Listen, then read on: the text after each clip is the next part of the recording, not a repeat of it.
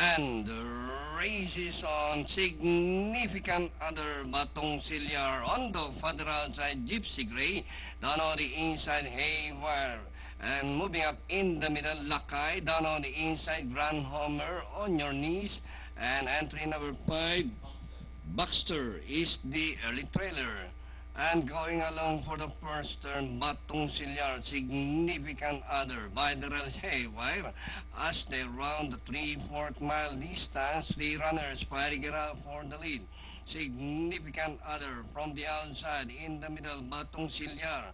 Haywire down on the inside, running in fourth by some 3 lengths. Gypsy Gray, and running in fifth by some 6 lengths, Lakay, Grand Homer, Baxter, and on your knees now running at the tail of the field, Haywire, significant other, Gypsy Gray, rushing up, moves up to take the lead. Gypsy Gray is now the leader by some 2 lengths, Haywire, and running in third, Batong Silyar, Lakay, moving up by the rail.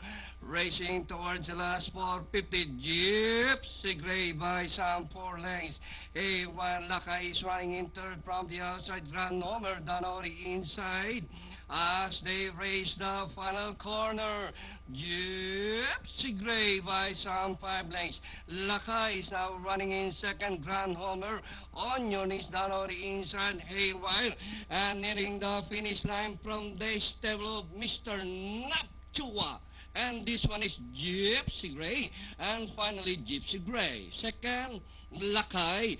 Grand Homer on your knees, 3A. Significant other, Baxter, Haywire. And Batong Silyar comes last.